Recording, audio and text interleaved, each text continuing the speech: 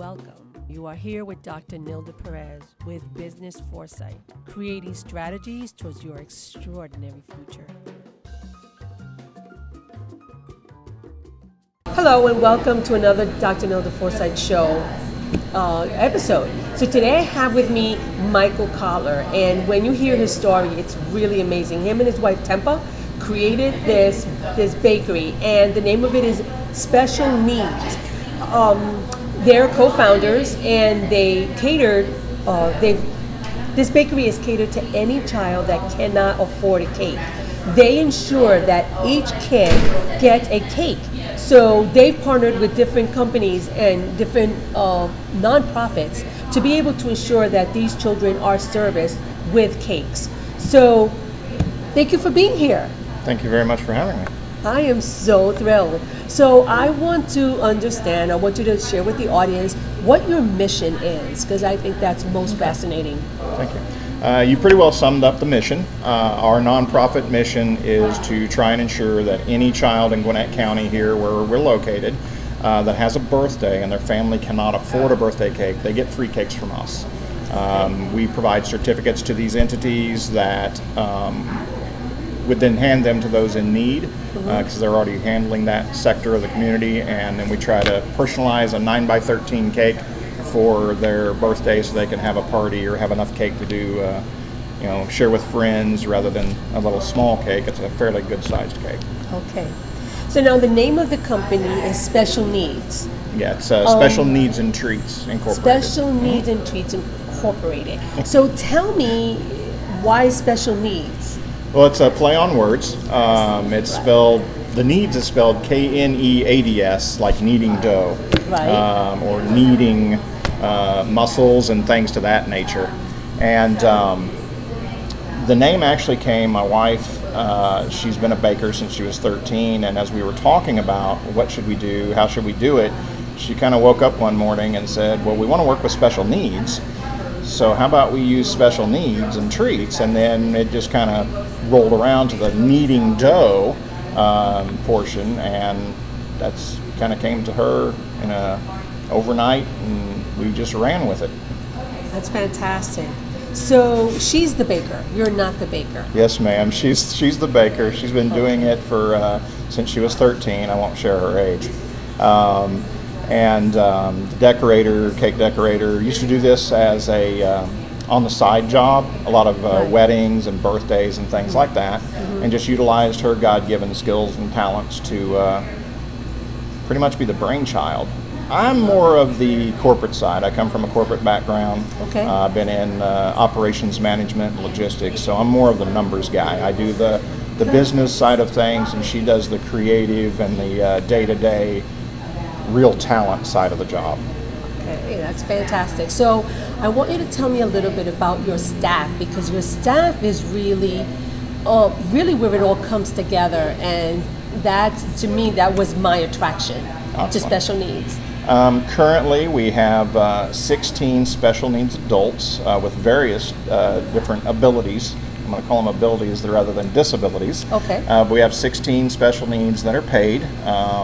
We have 8 now that volunteer, and I have currently 151 on a waiting list.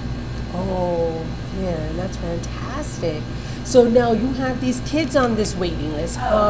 When do you think you can get them on? Because I know you just moved to a new facility. Correct. So I think you almost tripled your space, right? Yeah, we came from 1,700 square feet. We now have over 12,000 square feet. Oh my goodness. Our kitchen was 300 square foot. Now the kitchen is 2,600 square foot. And as in answer to your question, we're doing a first come, first serve. It doesn't matter what the special need is. Okay. We try and work with everyone. And we're up to 8 volunteers because just this last week we brought in 4 more special needs off the wait list. Okay. This coming week we're making about 10 more phone calls. We're doing batches of 10 calls and then interviews and then trying to find placement and opportunities with schedules. And our goal is over the next few months to at least reduce the list by 20 or 30. I wish I could hire them all, but Well, it takes time. Right, it takes time, and I see that you're on that mission. Yes, ma'am. Because just moving from the space that you had to this space, I see you're making the accommodations, which is excellent. So tell me, who are some of your partners? Who are some of the people that you've partnered with? Okay. We partner up with foster care systems. We also partner up with local food cooperatives, Partnership Against Domestic Violence, Wellspring and Street Grace to help victims of human trafficking. We've partnered with some local senior groups that are helping homebound seniors. So it really runs the gamut, but we're just scratching the surface. Okay, so with these partnerships, what do the partnerships bring to the table? Like, how are you making those partnerships work? Because they're not, as I say, they're not all children. Correct. They're not all children centered. Correct. So tell me a little bit about that. It started out to be solely child-based, Right. Which is why we started with the foster care program and the local food cooperatives, just to give those certificates so they could get those cakes. But then, following our hearts and our lead by God, orphans and widows, orphans are not just children. Orphans are also, some elderly who maybe their family's no longer around or different things like that. But then also just some of the groups like, human trafficking. We didn't know it was such a big issue here in the Atlanta area, and it's huge. Yeah, huge. But what we do Yes. there is, it's not necessarily a birthday cake for a child. It could be a celebration cake for the rescue of the woman or her graduation out of the program back into mainstream. So we just try and do what we can with the talent that my wife was God gifted with, Right. to just share a special sweet treat that sometimes, it can mean a world of difference. Right. So the focus is really the celebration. It's not even about the cake. It's about the celebration. So you're kind of bringing them to life and recognizing them as an individual, and that's fascinating. And you're doing that in so many different ways. I love that you're doing this, because I see this as such a need. And this concept would have never come to me, but it came to you, and I see how God, you've taken the talent, that talent that God has given you, Yes, and ma'am. you've really been able to grow it. This reminds me of, the Bible talks about the person that they gave one talent to, and the other one to, and the other one. So Yes, ma'am. you've taken your talent and you've doubled, tripled it, and you've really expanded it, and that's impressive. So you haven't really honed into just the one thing. Correct. I love Correct. that. And it would have been so easy to just kind of stop where we were with that small location, because we were making a pretty big impact. Right. But when you pretty much throw yourself out there and tell God anything, any place, anywhere, you better be you better be ready. Better be ready. Because He decided that, well, it's time for you to do more. Okay. So thus we sought out this larger location, and we are trying to do an even bigger impact than what it's been, and it's been amazing. Fabulous. I was at an event the other day, and they were raving about special needs and the impact that you've made in the county. Now, you weren't there, so there was no reason to do that other than they see the impact that you're making. And I have to tell you, there wasn't one person in that room, and there was a room of about 30 plus, Wow. who were like, oh my goodness, they're amazing. And, and the impact that you're making on the county. And what I love about the concept is that this concept can also be duplicated and grown. So I'm fascinated. I love what you do. So tell me about your business model. The business model is trying to utilize as many special needs as possible to help reach the goal of our nonprofit mission. And main reason behind that is, after the age of 22, here in Gwienett County, there's no more county-supported programs like school supported and ADAPT and Strive and things like that. There are workshops, there are day programs, but they're limited, and just like us, unfortunately, a lot have a waiting list, or a lot of things are the parent or the family has to pay. And our goal was, as a business model, to pay minimum wage and provide these special needs adults with a sense of pride, a sense of accomplishment, Yes. a bit of empowerment, Yes. And then, it's a challenge because they're also limited in some cases because of Social Security and Medicaid. So there's limitations on number of hours or, even certain ability levels. But we try and find something for everyone. So that's pretty much our business model, is as many special needs as we can. And again, I wish I had space and room and funding to take all 151 off the list and put them to work. Right. But you've already made that dent. You've made a huge impact, and because again, you're right. The biggest problem with special needs children or special needs people with special needs is the fact that they're like the castaways. Like, people don't really, they don't acknowledge them. They're like, oh, they have disabilities. The issue that I've seen with most special needs, with people with special needs, is that people look at their limitations and they don't look at their abilities. Right. And so that's where we really lose. We really lose. They start losing their self-esteem because they're not being acknowledged. They're being seen for their disabilities and not being recognized for their abilities. And that is the most fascinating part. It's an education process. It's a fear of the unknown. It's just not understanding. I love it when business owners come in and they say, I wish I could hire special needs, and my question to them is, why can't you? And they'll start, saying things. I say, tell me every job that you do. And just a real quick example would be like a law practice or a medical firm that is using a company to come in and shred their documents because of the HIPAA and privacy laws. Right. Hire someone with special needs that can't read, because then there's no issue of security breach because they can't read. And most would love to sit down in front of a shredder for 2 hours, pay a minimum wage, put 5 different people on, and look at the huge impact. Because it's the sense of accomplishment. Exactly. That's the beauty. And that's what I also see with the elderly. The elderly need to have a purpose.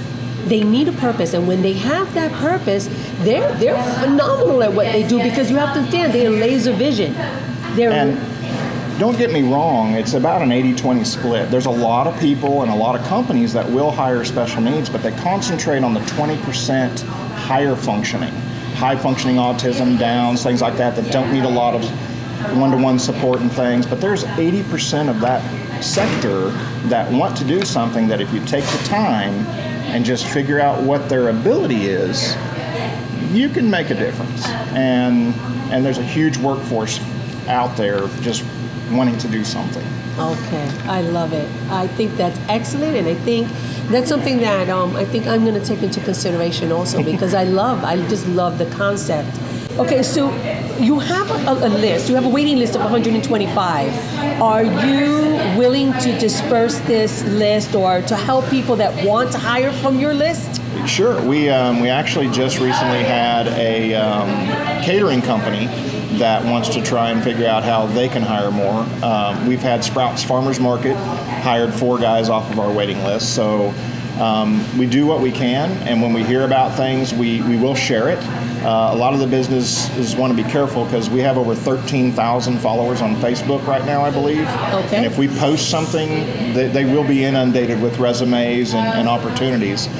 So I would be, more than happy to help as much as I can to not only educate the business, to hear what jobs they have, and then help them understand how and what level of special needs they could interact with. And then when I hear about opportunities, I can share that with the individuals on our waiting list to say, okay, I think this might be a fit for you, so that perhaps they get employment a little quicker than the 151 that I have. That you have, that is just sitting there waiting, right? Okay, fantastic. So I want to know a little bit about your recipes, because I hear that there is a special formula, and I want to know about that.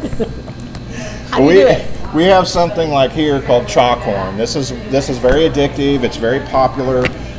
It was something that my wife's cousin was making in Missouri. It's a fairly simple recipe that takes an air puffed product that gets extruded from corn, a few different ingredients like butter and salt and a couple of other things, and then it's mixed in a premium white chocolate. So it's gluten-free, It doesn't have a hole or kernel, so people who have diverticulitis, they're not bothered by it. But this is one of the items that we realized early on that it helps with motor skills. So the special needs who need help with like mixing and what have you, it actually helps with motor skills as it gets mixed. It helps those who can read and match the weights, because this is a 15-ounce bag, this is a 5-ounce bag, so they have to match the scale to the number. Those who can twist and tie can help seal the bags. So that's one of the things. So you also do OT? Yeah. Yeah. PT, OT, I guess we do. We try everything. You do it all. Okay. And then the stickers, even to the stickers, that's one of the jobs here. We could save a lot of money by buying things pre-done, pre-stickered, pre-this and what have you, but it's not creating jobs. So we looked at what can we do to help incorporate all different skill levels for those who have limited motor skills, those who may be nonverbal, different things like that. So we have a gamut of things that we try and do. Just like Cody comes in on Saturday mornings and loves to decorate cupcakes and does an amazing job. So he decorates cupcakes. When we are trying to come up with new cupcakes, because we have 8 new flavors we do every month. We have 26 every day, but we do 8 flavors every month, a lot of repeats. But when we're looking at trying to bring a new flavor in, we just ask around. And we've had input from different special needs with sometimes some pretty crazy recipe ideas, but sometimes they work, sometimes they don't. And we experiment. So we do a lot of things here and take that involvement to let them be creative. And a few different things like that. Oh my goodness. So not only are you guys innovators and creators of the stuff that you do, but you also extend that out to the staff. Yes, ma'am. Yes, ma'am. And being special needs, I mean, I can imagine how they feel to have a recipe behind that counter. And even every one of our special needs employees and volunteers decorate a cake every week. Their skill level continues to increase, and last week, out on our Facebook feed, we put Eric. Eric always has some special theme behind his cakes, and sometimes it's very funny, but it's very creative, and he will tell you, and then as you're looking at the cake and you're seeing the colors and the style that he did, you can start seeing where he was going with it, whether it's a Tasmanian tiger or wolf, or it's a theme from a Disney movie or something, and he's one of our assistant bakers as well. Oh, fantastic. I love it. I love it. So you're really, again, I see you as not just somebody who hires them and gives them a job, but you give them you look at their skill level, and then you're able to do, again, that OT, that PT, creative thinking, systems thinking. Yes. Because there's a system to the things that they do. So you're doing a lot more than just hiring them and giving them a job. And I bet you never saw that. Isn't that amazing? That is. We're a bit humble, just like you talking about people talking about us and this, that, and the other. Yeah. We're just doing what we should do and what needs to be done. Right. So. But it's amazing work that you're doing here. Thank you. So, what is your plan for the future? I know that you've grown, at least tripled. I think probably more. Yeah. 4 times. Almost. Right. I think almost 8 times the size. Right.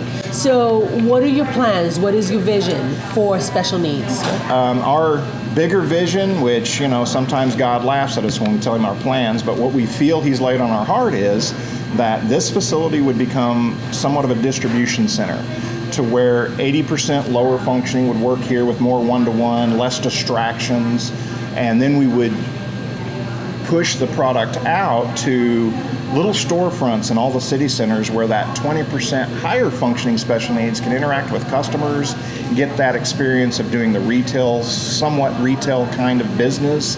And then once that's set up to where it's like a cookie cutter template. We've got the distribution, we've got all the little city storefronts with the stores, and then we got it all nice and working, and then that can be a model to pick up, take to the next county, and then go all the different counties, and then kind of honeycomb out from there. Right. Because we have people all across the country asking us, please come here and open something, or how do I open this, or how do I do that?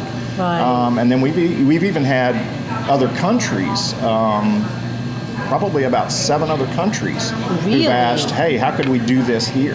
And we don't have a master plan. We just jumped off a cliff without a parachute and said, all right, God, what do we do? How do we make a difference? That was the master plan. That was the master plan, I have to tell you. Yeah, when people ask me, what's your business plan, can you share it? I say, open up your Bible and read it and just do what you've been God gifted with, and He'll take care of the rest. Amen. I love it. I love it. So you see yourself becoming a distribution center. That's what we envision. Now, if that's what God has in store, it's great. It. But if not, He'll lead us down another path. But oftentimes when God places things in our heart, that's the direction He wants us to go. We think we have these great ideas, but honestly, at the end of the day, they all come from Him. So I love it. So what are, closing words? Where do you want to, what do you want to leave people with? Oh, I guess the one thing I would leave people with is try and think outside the box. There's a huge opportunity of a workforce that wants to work, loves to work, will take pride in some of the simplest tasks, and by giving them an opportunity looking beyond the disability and looking at what is their true ability, you can make a world of difference. And it does not take a whole lot. Fascinating. Absolutely fascinating. I love it. So I look forward to coming back, and probably a year. I want to see where you are in a year. And see, I said, you remember that waiting list? We no longer have it. We cleared it out. That would be awesome. Well, this was just in 3.5 years, and here we are. I never would have guessed it. Yes, ma'am. 3.5 years, and it's just, wow. Wow. Yeah, I tell you, when you take your gift and you give it back to Him, it's amazing what He can do with it. So fascinating. I love it. Okay, so I want to thank you. Thank you so much for being here. For me allowing me to come to your space. I know you're busy. I know you have, a large staff, and there's a lot that you're doing. So thank you for giving me the time, and for sharing this with the audience. And again, if there's any other information that they want, they'll let us know, and we'll let you know so that you can possibly help them. Okay. Thank you so much. Okay. All right, guys. I'll see you next week with another episode of Dr. Nilda Show, Business Foresight. And I look forward to bringing you another amazing talent. Okay, bye. Thank you again for your time and for the opportunity. And what I'd like to do now is I'm going to throw a challenge out there to everyone watching, not only to share this with everyone you know and post like crazy on Facebook, but as a nonprofit, and all nonprofits, they're always in need of funding. So my challenge to you today is to pray to God and just see what He lays upon your heart, because every dollar matters. And we'd love to be your nonprofit for funding on a recurring monthly basis, but just pick a nonprofit because all of us need help. And every dollar does matter. So if you would just, you could go to our website, www.specialkneadsandtreats.org, and the needs is spelled with a K, K-N-E-A-D-S. So that's www.specialkneadsandtreats.org. We'd love to be your nonprofit of choice for your recurring monthly donations, but my challenge is see what God leads you to do, because you might be in another city, another town, and even though we love everybody from all over the country, see where you're led and just see what God says to help a local nonprofit to do the things they do so they can continue to grow and serve their community. I want to thank you for being with us on Business Foresight, always creating strategies towards an extraordinary future. Remember, I'm here with you with strategies every Saturday. I'll see you next week.